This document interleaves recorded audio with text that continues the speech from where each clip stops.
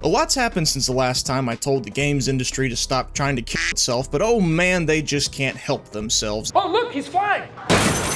Ubisoft went full mask off when defending themselves in court over the crew shutdown and publicly insisted players are owed nothing when we buy their games. Nothing! Next up, when the Stop Killing Games movement finally reached its signature goal to hopefully get politicians involved in the EU, it's caught some attention already. Don't know if it's because they actually care or just want to win support from the Zoomers. How do you do, fellow kids? Don't know, don't care, just put the consumer rights in the bag. Once the movement caught more attention, it immediately drew criticism from publisher spokespeople that were big sad about the idea of not having their anti-consumer practices left unchecked anymore, anonymous complaints that are totally just concerned citizens and not people in the industry, bro, trust me bro, and a prominent industry apologist that has until now successfully positioned himself as an independent gamer bro for subs. Oh shit, this is actually really dumb. It's used car salesman garbage. This is shit. Not only do I not want to back this, I'm gonna actively tell people not to. That is awful. Eat my entire ass. I dropped the mask entirely. Shoulda hidden it better, dog. I can smell the corpo boots on your breath through the screen. I hope that your initiative gets everything you asked for, but nothing you wanted.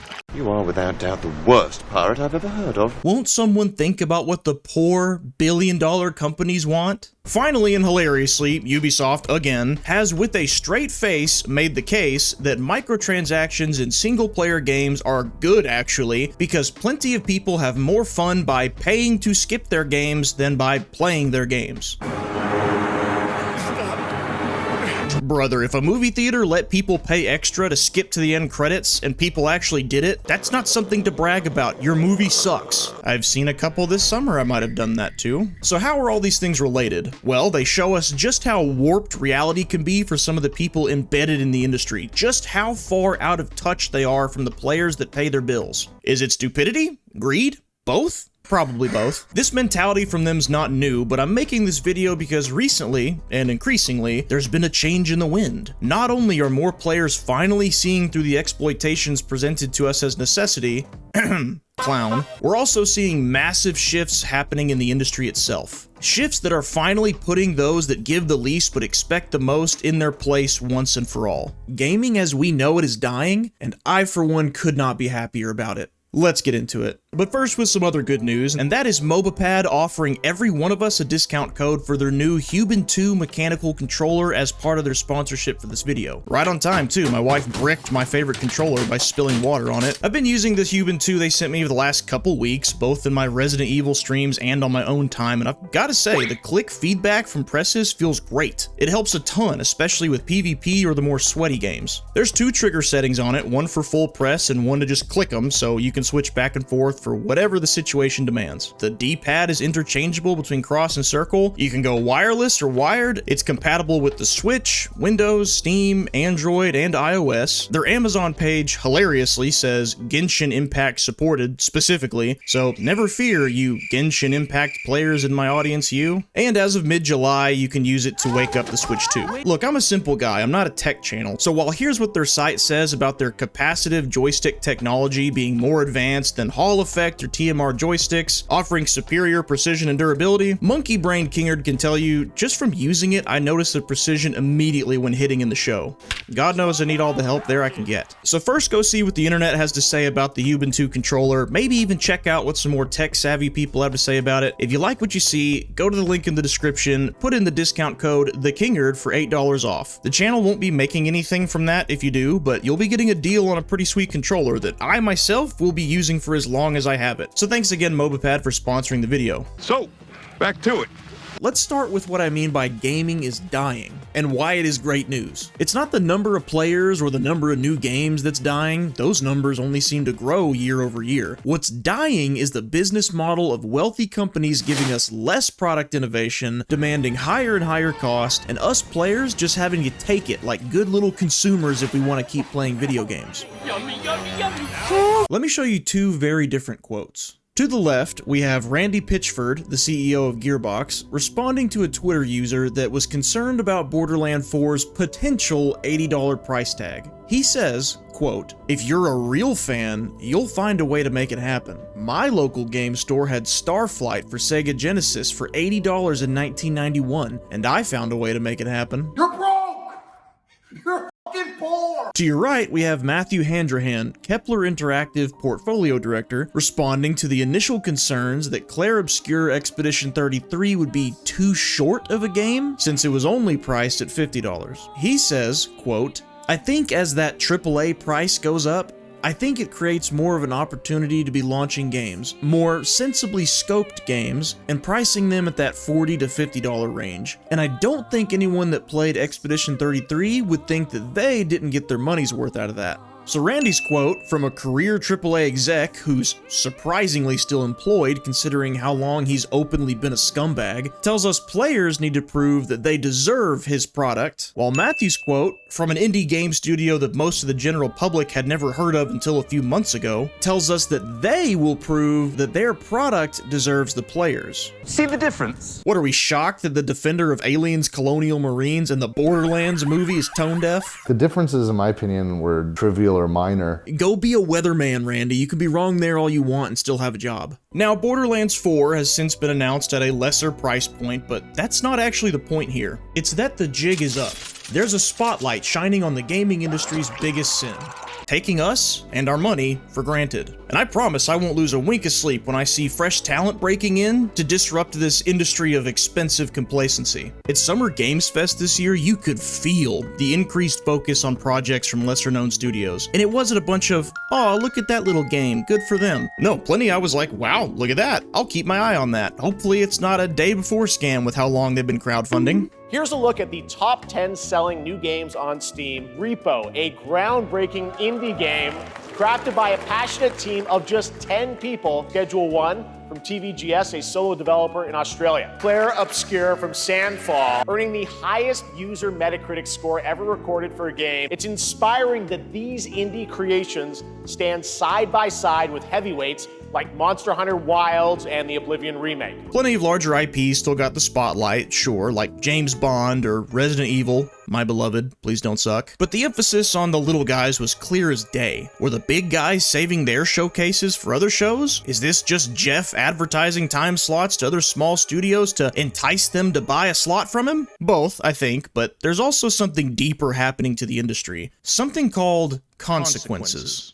For years now, decades even, we've watched some of our favorite series get the Ramsay Bolton treatment. Chopped and hacked and flayed piece by piece until all that's left is an over-corporatized shell of a video game, serving no real purpose other than to try to entice us players to check out the newest shop rotation or patiently wait for the next patch to fix something that should have never been broken or missing in the first place.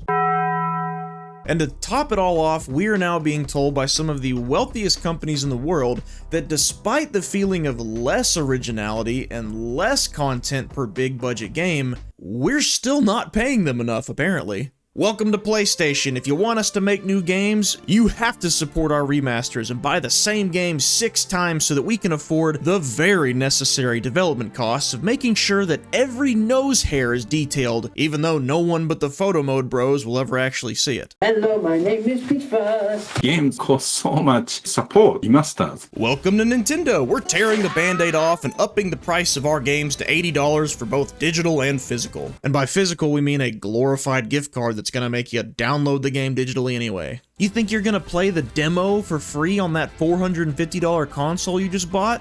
Think again. You think you're gonna talk to your friends for free while you're playing those $80 games you just bought? What do you think this is, a charity? And welcome to Xbox. We're upping prices on our games this holiday season. We're totally not trying to entice you to subscribe to Game Pass instead. More on that probably in another video. You want to play Outer Worlds 2 without Game Pass? $80 please. Just kidding. While I'm editing this video right now, the news just broke that we bullied them enough they're dropping it to $70. Well done, Internet. It may be easy to blame Nintendo for the price hike we're about to see on games, but let's be real. All these companies wanted to do this, they just didn't want to be the first ones to do it. Give it to me. And if you set raising prices aside, one of the best illustrations of the sheer lack of effort coming from these companies is Bungie's Marathon. It's everything wrong with big gaming. Thankfully, the reception to this overhyped, trend-chasing half game was so bad that Bungie's delaying it. We'll see how much it changes, but the fact is they still tried to get us to buy this. I guess my 11,000 view video must have been the final nail in the coffin. Damn you! Please, everyone, that's enough fan mail. It was you guys that did it, not me. Well done again, Internet. We might have actually saved ourselves from being subjected to yet another IP hijack. Like the Lilo and Stitch live action.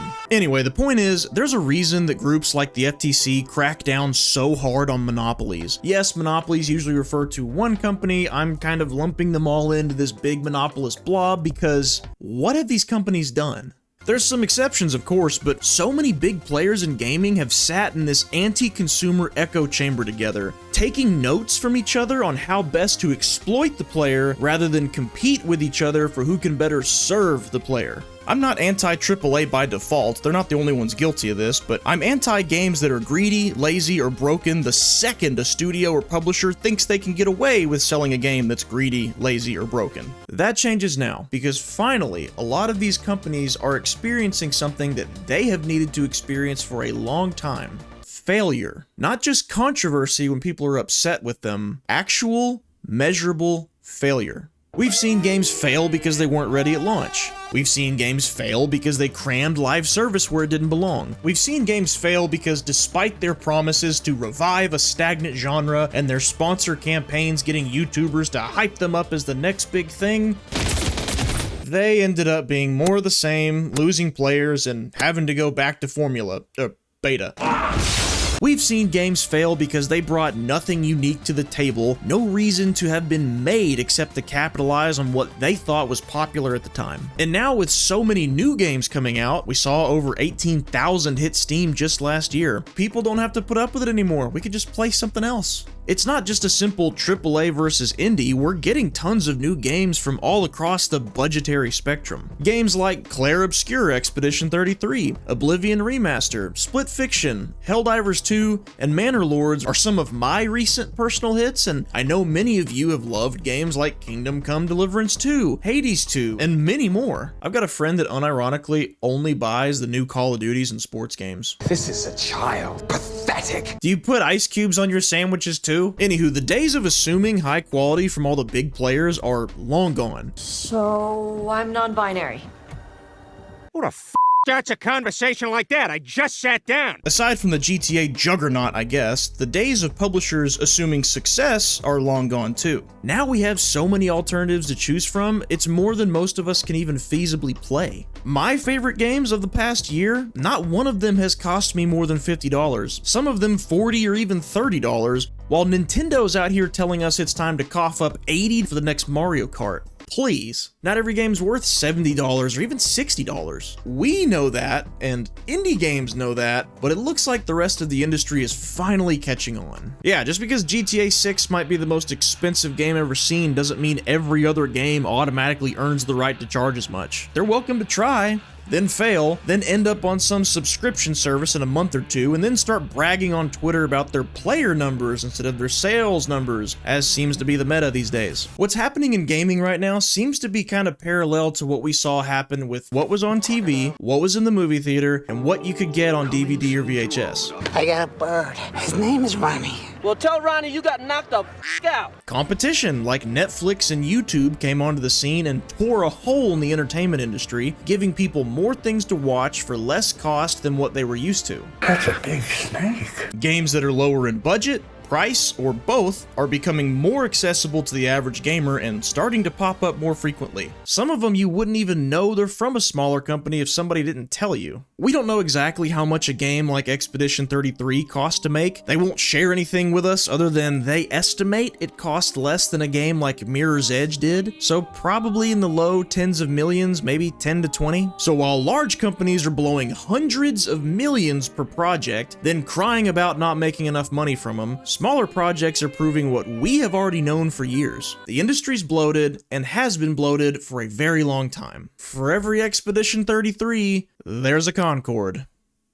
Never forget. Doesn't it feel so vindicating to be proven right? We're not crazy or entitled or poor or whatever other excuse people want to give us as to why we don't blindly throw our money at games that don't deserve it. We've been telling them how it is. It's not our fault it took smaller games to pop off for them to finally pay attention. And you know what? Even if they don't listen to what we want and they keep on catering to that minority of people who still lap up the over-monetized garbage, who cares? Really, who cares? Let the whales keep suckling garbage from corpos that are way too busy speedrunning layoffs to actually care what their customers want. By the way things are going, there's enough competition out there that won't mind stepping up to the plate for us. Are you tired of Rainbow Six's never-ending quest to get wackier and add more ways to pay Ubisoft for playing the same game? And you'd like for it to go back to its roots of squad commands, PvE, and at least attempting realism? Try Ready or Not. It's exactly all those things. Police, get down on the ground!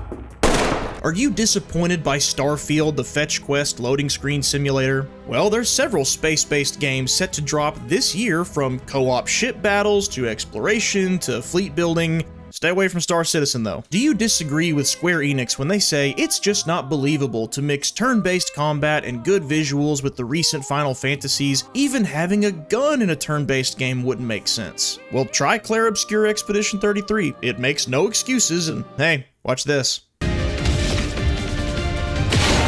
Why isn't it possible? It's just not. Why not, you stupid bastard? Do you thankfully have a memory longer than that of a goldfish and recall that 4 out of 6 of the most recent Battlefield games launched completely broken? And despite the tidal wave of sponsored videos that we're about to get shoved down our throats in the coming weeks, you're still hesitant about Battlefield 6? Well, if it sucks or ends up catering too much to the Battle Royale crowd for your liking, might I recommend games like Hell Let Loose, a personal favorite of mine, or for more casual play, go for games like the World War I series, the free Battlefield ripoff, but still solid shooter Delta Force, and hey, until EA takes him out to pasture like with Anthem, the old Battlefield entries and the recently rejuvenated Star Wars Battlefront 2 are still alive and kicking. Do you want Call of Duty but more hardcore shooter and less crack injected into your veins required to play the game? Try Insurgency Sandstorm. It's not new and it's definitely not perfect, but it feels more like old COD to me than whatever this is. Do you like remasters but wish someone would just take the time to do it to games that are actually more than 5 years old? Check out the remasters from Night Dive Studios on both console and PC. Their motto in big bold letters on their website is bringing lost and forgotten gaming treasures back from the depths. They're the reason I can now play System Shock, Turok, and The Thing on modern hardware. Oh, he was one of them too! Both of my guys were infected. What? Do you want PC ports but don't want a DRM? Check out GOG Games, or GOG, I don't know how you pronounce it. Good old games, but they've got great deals all the time, and thanks to them, I'm finally gonna get to play the classic Resident Evil games all the way through. Are you sick of being told you need to pay more than $70 per game? There's thousands of games out there ready to earn your business. As for a new alternative to the possibly very expensive GTA 6, well, keep waiting on that one. You know, I'm something of a Sleeping Dogs and Mafia fan myself. Hope Old Country doesn't suck, and only $50 for standard, would you look at that? And we may never change the way that big gaming cuts its corners, gaslights its players, or overcharges and underdelivers, nor how their loyal followers like to defend them in my comment section sometimes. But just remember, we don't have to keep playing their games either. We have more options at our disposal than we've ever had before. There's still plenty of work to do for us to make gaming better for everyone, but right now, it's a great time to be a gamer, and without exaggeration, it's the most optimistic I've been with the state of the industry since I started this channel. But small studios aren't without their controversies though. For 20 years worth of accusations about scamming fans and mismanaging funds against one indie dev in particular, click this video right here. Thank you, channel members and patrons, for voting on the topic of today's video, and as always, thanks for watching. Carry on, you kings.